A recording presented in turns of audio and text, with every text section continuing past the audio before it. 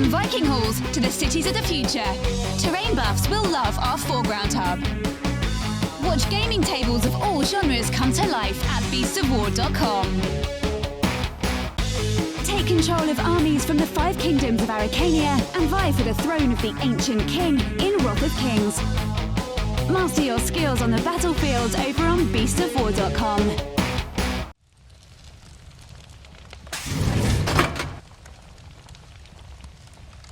Hello everybody and welcome back. I'm joined once again by Darren and Stu from Warcradle, and today we're going to be talking about a different type of army building. So we're going to look at Outlaws today, yeah? We are, yeah.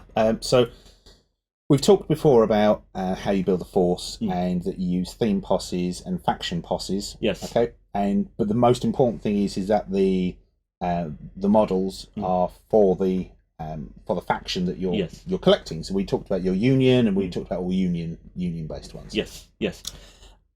While that's still true for Outlaws, there are some differences, and there's some exciting things you can do with Outlaws that then means you can apply that to other factions. Ooh, okay. So the Outlaws are just how to describe them? Because they're sort of a bit of an amalgamation of many things. Because I know whenever you guys took on the Wild West Exodus IP, there were a lot of additional factions that weren't really fully fleshed out, but you still wanted to give them a home. Yes. And they all seem to migrate to the Outlaws. Yes, the Outlaws Outlaws by definition are people who are against the law, or their activities are prohibited by the Union. Yes. That doesn't necessarily mean that they're evil or destructive in any particular way or nefarious. And they're certainly not all ganged up on the same side in some kind of weird horrible alliance. Thing. That's not. They are very much their own separate groups.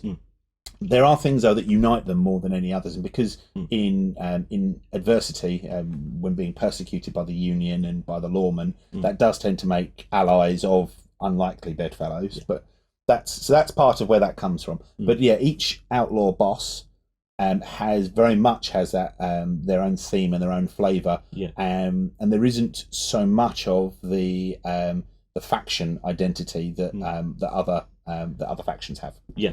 All right. Well, let's jump straight to the website and start having a look through some of these. So I noticed you do have quite a few posse boxes for them. Yeah. So if we went on, if we go to, let's go to units and posses. Okay. Okay. So jumping over here, we'll go to the Outlaws. Okay. Now the Outlaws already, they have quite a diverse group of characters, and there's lots more coming. What you'll see is that not only do you have, so you've got some names that you're probably familiar with, people like Jesse James, Johnny Ringo, Billy the Kid. So there's some real famous characters. You've got Marie Laveau, who's kind of like a bayou. A voodoo queen type thing. Victor Bytel, who's into kind of experimenting on his own body with weird and wonderful formulas. You have Rani Nimue, who is the adventuring crown privateer who has now come to the west for her own purposes. So it's a real mix of people. Kame, who's an outlaw who's been exiled from the Covenant of the Enlightened and is now making his way out in the West to continue his experimentation and things. So the Outlaws are a real mix, and they make unlikely allies at the best of times. So same as in any other force. So you have two options. You can either take an outlaw force, where largely the principles of making an outlaw force are the same as making a force for anyone else. And what you would do is you would pick a boss, and then you would pick a posse. Okay. So say, for example, we wanted Jesse James. Okay. This is the big difference between Outlaws and others, though. There is no faction posse. Right. They only have theme posses. Okay. Now, there are certain themes that they can have. So you'll see that they have, so if you see here, you have an outlaw mercenary theme posse. Now, the mercenary theme posse is probably the closest you'll get to a faction theme. Yeah. Not all models, though, not all units in the outlaw faction, though, can be taken as mercenaries, because some of them aren't mercenaries. They don't operate as mercenaries. So even with the theme posse here, it does limit you a little bit as to what you can take, and it does drive you into a particular narrative. Yeah.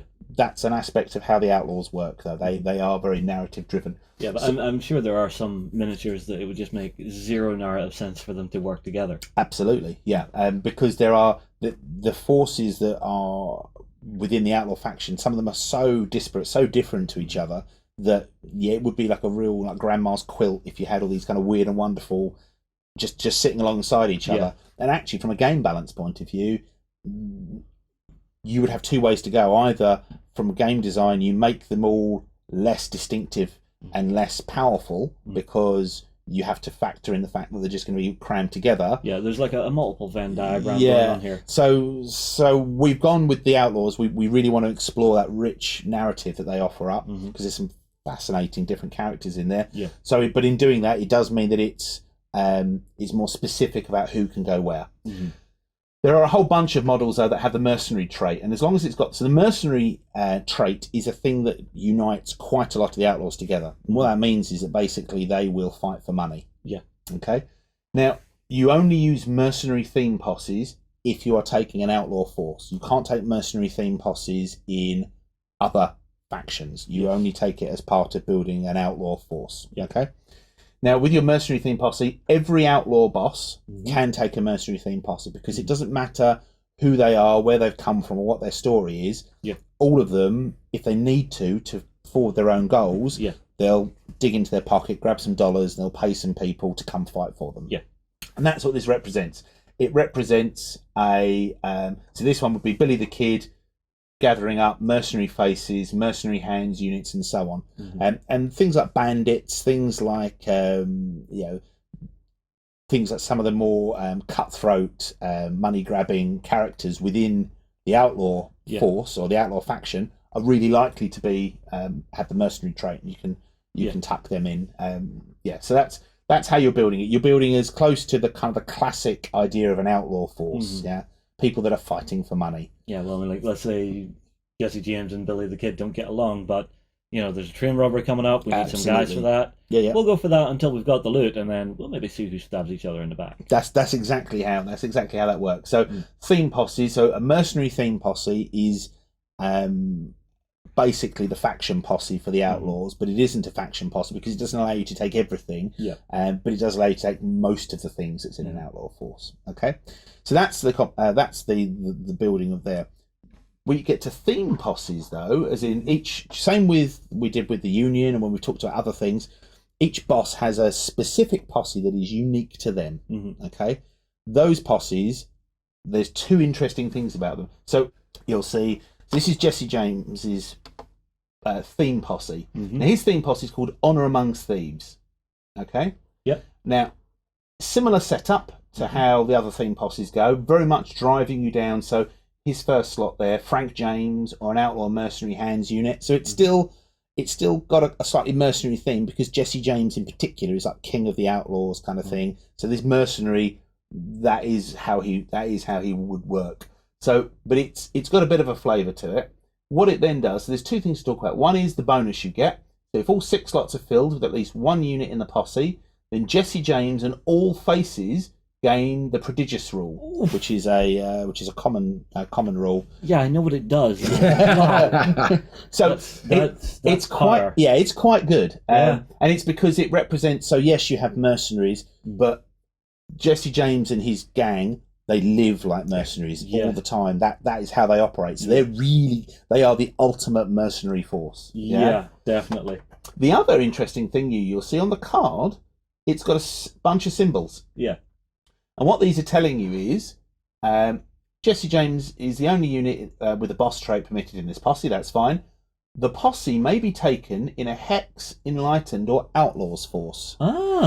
So so you can't take Jesse James and throw him in an Enlightened force. That's not how that works. But if you take Jesse James as part of this gang of cutthroats and bandits, you can include this in an Enlightened or a Hex force, just as though it was another boss and another force for those. That's actually quite nice because it means that you can sort of dip into the Outlaws as a bit of a toolbox for whenever say I was running the Enlightened and I needed something with a bit more firepower or something like that. Being able to say, okay, I'm going to have a look at the Outlaws. Jesse, you'll work for me, won't you, my son? Yeah. Dr. Carpathian needs you to pay off those arms. Well, and again, so the reason he has that allegiance to the Enlightened and the Hex is because yes, there is that connection. There are reasons why he has fallen under their influence, or he has skills they want, or they have something he wants. So there is a reason for that connection. Yeah. One of the things that you have to bear in mind when you're taking outlaw posses, so outlaw theme posses, in another faction, so you can't take the mercenary ones. This is only for the boss specific theme ones, and it will say what posses they can be taken for. When you do that, though, you cannot have more outlaw posses in your force than you have the actual faction that you have. So if you have an enlightened force, so you could take Carpathian and the Father of the Enlightened posse, or a standard enlightened faction posse. You could then take Honor Amongst Thieves alongside it, but you couldn't take, if there was another outlaw one that could also go with the Enlightened, you couldn't take that as well. Yeah, unless I had already got a second. So you're now talking about having a force with 4 posses in it. So you're looking for a big game at that. That's quite a big game. Yeah. So it's usually going to be the case that you'll probably only be able to get one of these outlaw posses as an ally. But who knows? There could be some. I've seen some of the lists Darren's been cobbling around, and there'll be all sorts of interesting ways that you can tuck things in. So he's a nice. Jesse's a good one to kind of step up from as a kind of like a really disciplined, seasoned outlaw. But we mentioned that the Outlaws are really a really broad bunch of guys. So who are some of your favourite Outlaws? I mean, at the moment, I'm totally smitten with the Deadly Seven. So we have the Deadly Seven here, Deadly Seven theme posse. So in an Outlaws force, instead of faction posse, Earl Shepherd may take this theme posse. So again, this is the Deadly Seven in game. Now, Earl Shepherd absolutely has the mercenary theme posse. He already has that as something that he can take. But you have the Deadly Seven theme posse. So an Outlaws force, instead of a faction posse, you can take this one. If all slots are filled with at least one unit in the posse, then all the units in the posse gain the prodigious rule. So it's just like Jesse's. These are used to working together as a team. That makes them bloody hefty whenever they're focusing stuff. You think Kodiak with +3 on a focus? Stop it. That's gonna hurt. You're a bad man. But then if you look here, so you've got slot 1 is Brutus. So it's very specifically. So if you take Shepherd, he's taking his dog as slot 1. He's a good boy. That Brutus. So then slot 2 is a Deadly 7 unit, 3 is a Deadly 7 unit, and so on. The Deadly 7 in this instance is a trait that you'll see on the Deadly 7 models on their cards. You'll see the Deadly 7 on there. So you're filling it up with Deadly 7, and eventually you can actually get, funnily enough, all of the Deadly 7 in there. There are actually, though, there is the ability to take slightly more units. So there are at the moment so the Deadly 7, the Wayward 8, these gangs, they're not always in that way. There may have been members of the gang previously that have left the gang. They would still have the Deadly 7 trait though. So you can make other versions of the Deadly 7. It doesn't have to be the one that you have. Brutus the good boy has to be there. Absolutely. Always. So but you see here, so Earl Shepherd is the only unit with a boss trait permitted in the posse. That's standard. The posse may be taken in a lawman, hex, enlightened, or outlaws force. So you've got the outlaws, hex, and enlightened. That's something we've seen before with Jesse James. Now this is taking it in the lawman as well, and what that represents is Earl Shepherd used to be a marshal. So he used to be a lawman before he picked a slightly different career path. He still has allies and friends in the lawman, and they know him to fundamentally be a good man. So if push came to shove, he could be called on with his new gang to help out the law if there was a particular reason. The law will make its deal with the devil if it has to. So that's what that lets us do. So it's a great way of. So again, if you're building an outlaw force, you could have an outlaw mercenary theme posse if you wanted to, or you could actually just take these very specific themes for each of the bosses, and you're building up a really interesting alliance of these. But like you mentioned previously about largesse and how largesse works, so with your fortune, where you share fortune